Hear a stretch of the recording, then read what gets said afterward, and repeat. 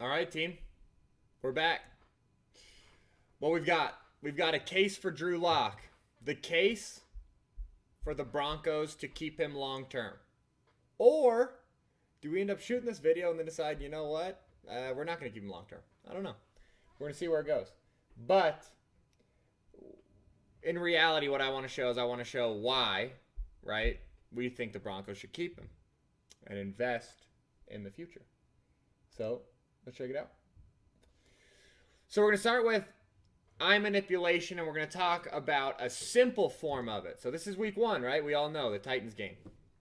So what you're going to see the Titans in is they're obviously in press. I mean, they're obviously in cover 1. Like, not even question, right? Man-to-man, man-to-man, man-to-man, man-to-man with a single high safety. So what Locke's got is, I want to say he's got to clear out with like a slot fade, or he just got to go. Whatever it is, it doesn't really matter. What matters is when you're going against cover 1, right? As a quarterback, I need to hold this safety. What I mean by that is I need to use my eyes to hold him in the middle of the field to make sure he can't get outside to my go route, okay? So we'll watch. Okay, so what the Broncos have is they have this little concept where he's going to go try to grab him, and then Jerry Jeudy's going to run a wheel and up, okay? So they're obviously going to try to hit Jeudy here. So let me rewind it, play it back, because I know I jump around a lot for you guys. You guys say that a lot. Okay, so let's watch, okay? So boom, watch the concept first. You guys see Jerry Jeudy. You see how the safety almost gets over there. Okay, now let's play it back one more time. Now watch Locke's eyes, right? Watch Drew, okay? His eyes are at Jeudy the whole time. That's what lets this safety go from the literal middle of the football field to getting all the way over to the sideline and almost making a play on the football. Okay? Let's watch it from the tight. Okay, boom. Eyes are there the whole time. And then, of course, safety almost makes the play. Again, what do we want to see? We want to see him hold the safety in the middle. Okay? To me, when I see a guy lock on his receiver, right? When I see someone who's like, hey, man, boom, I'm locked on this guy the whole time. Safety almost gets over there.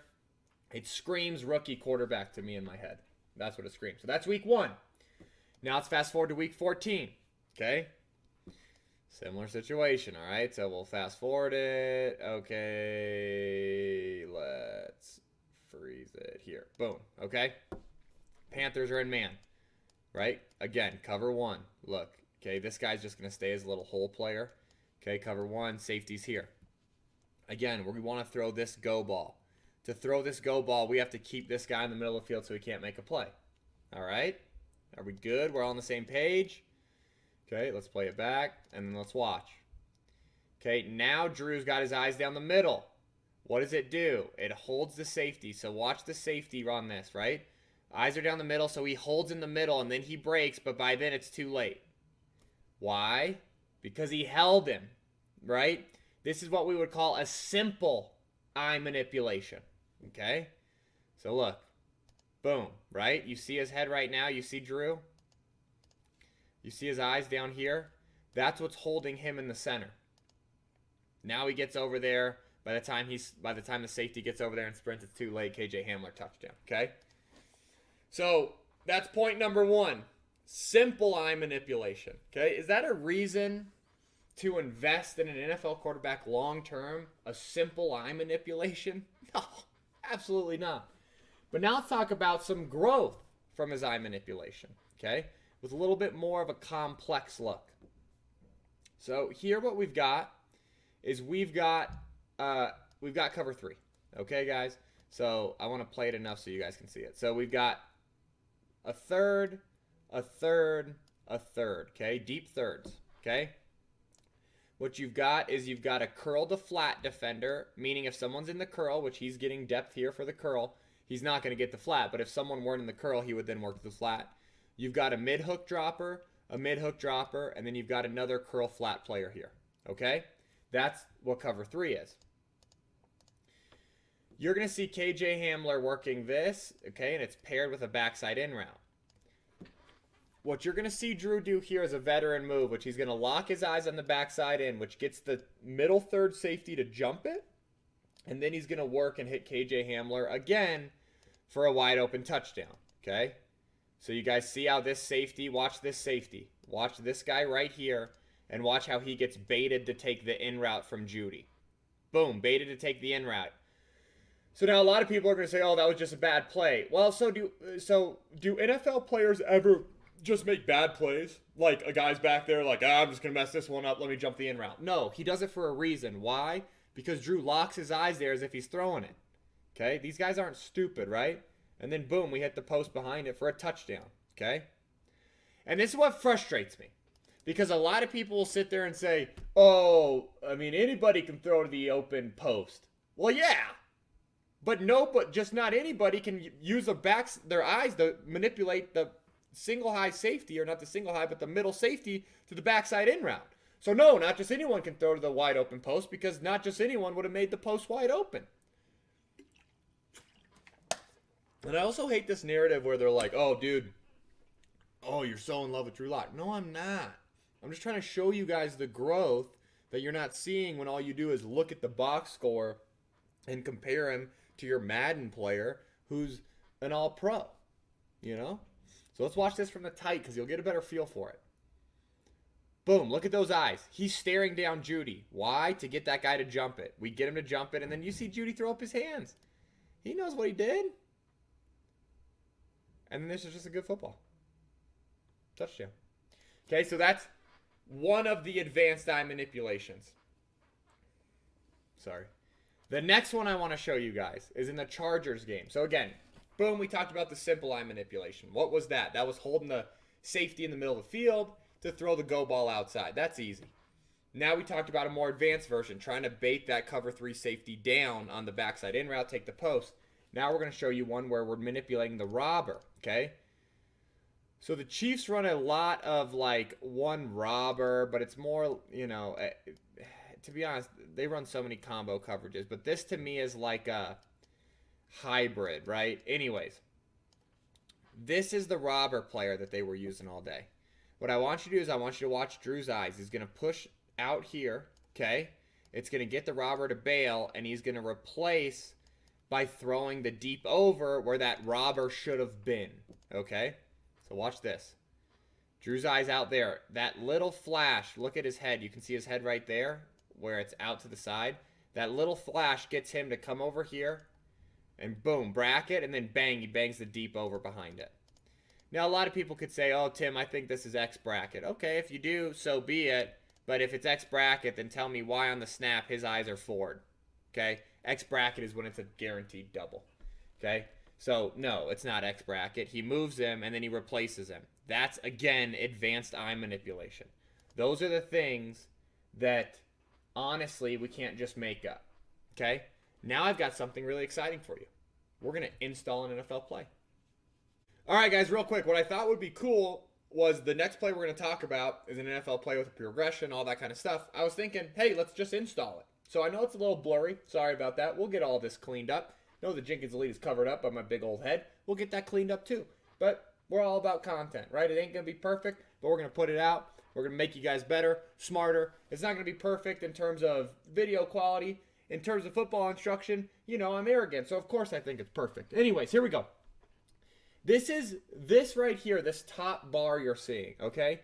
This is what's called a read sheet, okay? It's called a read sheet. This is what an NFL playbook should look like, okay?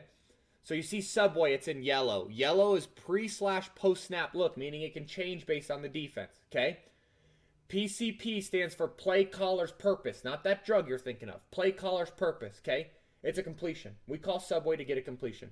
Footwork, we're under center, it's a 3-plant, okay? The read is if it's 3 shell, meaning single high, we want to look at the arrow to the slant to our check down from the back. If it's 2 shell, we want to look to the 1-step slant out to the 3-step slant, okay? So slant, slant, hob. That's the 2 shell read. So single high, 3 shell, we're going to go arrow, slant, hob. If it's 2 high, we're going to go slot slant, outside slant, then back to the hob. The addendum, meaning, hey, right, it's an addendum, is if we get quarters coverage, so soft, hey, just take your arrow, okay? Boom. That's the NFL install. We'll jump back into tape right now. All right, that was kind of fun, right? Installing a little bit of NFL play. I love it, okay? So we got Subway, right? Remember, so I got my 3-step slant, okay? My tight end has got my arrow. I got my 1-step slant, Okay, and I got my 3-step slant out here. And remember, my back is going to be on the hob. Hob stands for H over the ball, if you were wondering. So, guys, what's our read, right? So, if it's two shell, right? 2 high safeties, okay? If you had 2 safeties here, both looking like they're working to their half, and you had press out here, it would be 1 to 2, right, to 3. But this looks like a robber look. This looks like a 3-shell look to me. You see him creeping down. So we should be looking at our arrow, then to this slant, then to the hob, okay? So again, guys, this is week 9. This is the first time I saw this on tape. Now, again, I didn't watch every single pass attempt from weeks 1 through 8, but I watched a lot of them, and this was the first time I saw this on tape. So let's go ahead and imagine that this is the first time we've installed it as the Broncos, okay? Again, I could be wrong, but I'm just telling you what I've seen. Now watch. Drew goes to the cover 2 side, the 2-shell side. He throws the slip slant, and the slip slant gets absolutely punished. KJ Hamler could have died from the slot, from the safety, okay? Now look to this side, right? Noah Fant, you could make the argument is open, but I would make the argument that this is absolutely wide open, okay? So we get punished, right? Can't have that, but we have it. All right.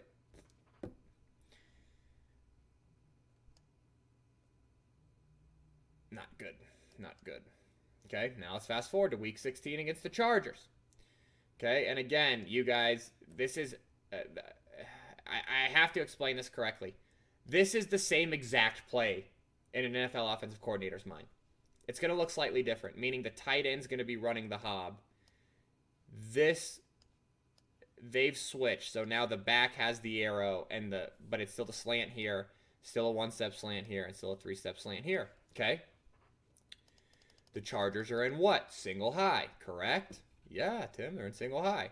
Okay, so that's a 3-shell. Boom, look, he puts his eyes in the right spot. The arrow's not there, right? Arrow's covered. Boom, hits the slant for a huge 3rd down conversion. So again, if I'm watching this, I could make the argument and I could say, okay, Tim, but it's just slant arrow, double slant. It's just Subway. Is that a big deal? No, it's not. Like, if you want me to be honest, it's not a big deal. But it's growth. That's what we're talking about. Is the PSL, a pre/post-snap look, decision making. It's so important to play quarterback nowadays in the NFL, in the modern NFL. So no, is this concept something that's incredibly difficult to master? No. But is it important to see a guy against one look, then come back later and complete it against the basically same look? Yes. It's super important when you're talking about a 1st or 2nd year quarterback. Okay, and the growth that we want to see in a true West Coast system. And again, right, this isn't a simplified offense that Drew's trying to execute. This isn't the Cam Newton Panthers rookie season offense. This is incredibly sophisticated. Again, not that Cam couldn't, because I'm sure Cam could. Look what he did in New England. He actually did a pretty good job running McDaniel stuff, which is one of the more complex things. It's just to say that not all offenses for young quarterbacks are created equal. Okay, so anyways, boom, here's the completion, 3rd down conversion. Now there's this man recognition to this concept. So, against man-to-man, what do we love? We love rub plays. Anything? So, one, we love our best matchup on a go, right? Or we love a rub play. Something, boom, where these guys are rubbing each other because it's going to knock the defenders off, okay? Here we are playing the Oakland Raiders, and it's week 10, okay? We do what's called really, what would we call this? We would probably call this blast to triple left close, or probably triple left nasty gun, okay? Anyways, I guess bunch. Anyways, so what I want you guys to notice is when these tight ends shift, you see these guys running over there. What does that indicate? It's man coverage. It is man coverage. So Drew right now should be thinking, man. Against man, what we love is this little pick play that's going to happen. And Jerry Jeudy is going to be wide open. Jerry Jeudy is wide open. If you throw it here on 3rd down, he would turn upfield and get a 1st down. There's no question in my mind. He's the most wide open person that I've ever seen in the National Football League. So let's watch it full again. Instead, Drew Lock, watch him, checks it outside to Royce Freeman, who is not the man beater. and Royce gets punished, and then we punt from our own end zone. Okay, look at Jerry Jeudy one more time. Wide open. Let's look at it from the tight. You guys see they're running along with the man. But watch Jeudy on his route. This is literally wide open. I've never seen anything quite like it in the National Football League. Instead, we throw the back, which is just a horrendous decision, all the way around. It's just bad. But, dare I say, we redeem ourselves. Because we play the Raiders in Week 17, and we have a 3rd and short. Again, another 3rd down. And we have the same play called. And it's clearly man coverage. And we get the same exact rub, and we go to the right spot. So remember, guys, this is who he threw Week 10. He threw it to the back. Here, he throws it to the right receiver on the shallow, and we get 15 from it. Okay? This is the stuff. Let's watch it from the tight. Okay? And look at his eyes. Boom. He knew where he's going. He's like, I'm not making that mistake again. So this is the stuff. Again, right? The craziest thing in the world? No, it's not crazy at all. It's a super easy throw. Super easy concept. Is it important to see all this kind of growth week in and week out? Yeah. If we're going to go and be a top 10 quarterback like I've so predicted, right? Again, pending he comes and works with us. I haven't heard from him. So, maybe without me, he could be top 15, top 20. But I think he's a top 10 quarterback. These are the things you need to see. This is the last thing I want to leave you guys with. I want to leave you with, I've been seeing a lot of people say, let's go get this kid because of his arm talent compared to Drew. I'm going to leave you with these 2 throws. Because if you want to talk about arm talent in the NFL, you talk about throwing the deep over. You talk about throwing the stick at 8 post, right? Which he already threw. We already showed that KJ. It's not really stick at 8, but it's a variation. And you talk about throwing the stick at 8. You talk about throwing deep over. You talk about throwing 50-50 balls. That's arm talent in the NFL. Okay? Here's a deep over. Thrown to absolute perfection with perfect man technique chase, and it don't matter. Because when you throw the perfect ball, there is no defense for it. So not only are we executing great inside zone footwork off of play action, we're also going to climb in the pocket, and we're going to deliver a freaking strike in a tight window. So I don't want to see all these wide open college throws justifying why these kids have more talent than Drew Lock. This is an NFL window. Unless you're going to show me this, I don't want to hear that lazy comparison. This is arm talent. Okay? And then what did I say? I said you need to see a stick at 8, you need to see a deep over, and you need to see what? I said 50-50 ball. Okay? Let's see. Let's see a 50-50 ball off of a run play where, you know what, our quarterback says, you know what, instead I'm going to hunt. I'm going to be the hunter. That's a 50-50 ball. A heck of a catch, too. Look at that. Guy waved him out of bounds. Guys talk about it. Overruled, touchdown. This, to me, is hunting in the NFL. Getting the ball up and down, right? We want to get the ball up and down. Boom. That, to me, is arm talent. That, to me, is the last thing I want to leave you guys with. So let's talk about it, okay? Drew Lock, and my case for Drew Lock, my case for why he deserves another year is, first, we conquered simple eye manipulation. Okay, we started holding the right safety whenever we needed to. We started to execute complex eye manipulation. Hey, I'm going to bait this safety into jumping this. I'm going to push this robber to the sideline, throw the deep over. Those sort of things. Those sort of things that you see Aaron Rodgers and Drew Brees do week in and week out. Then we started really executing our PSLs our PSLs well, our 2-shell, 3-shell beaters. Hey, here, I know where I'm going. Even against a trap coverage, boom, I know which side I'm going to. Then we really started to diagnose and say, okay, man to man, I know where I'm going. Boom, here's my man. Boom, it's a rub concept, I'm here. Zone, I'm here. That's the growth you wanted to see. And the last thing was the sheer arm talent. We're talking about trading up in the draft, doing all this stuff to go get a guy with arm talent. And I'm going to tell you right now that if you put all these guys in hoodies and you put Drew Lock out there and they all had NFL balls instead of these little tiny college balls, basically throwing a Nerf vortex, if you got them all in hoodies and you all put them out there, you wouldn't see a huge difference. Okay, Drew Lock would be better than some of these prospects. He'd be a little below some of them, but no one's out there pounding the ball like Josh Allen. None of them. So, listen, I think there's a convincing case on tape for Drew Lock to get another year. If you disagree, I completely respect it, but I would love to see it backed up with compounding mistakes throughout the weeks. Okay? The only compounding mistake that I saw throughout the weeks on film was decision making in scramble drill. And you want to know why? Because the Denver Bronco receiving corps does not work hard at all in scramble drill. They are some of the best young players in the league. They bust their butts when they're going out in their routes. But scramble drill rules and their effort there are some of the most egregious football I've seen in my entire life. So, the compounding mistake I saw was in scramble drill, but I have another issue with scramble drill as well, being the receiving corps and their effort there. I'd love to hear it if you disagree. I'd love to hear it if you agree. Feel free to comment. Feel free to tweet me at Jenkins Elite. Hope you guys enjoyed it. A case for Drew Lock. I will see you guys Thursday for a Trey Lance breakdown. See you then.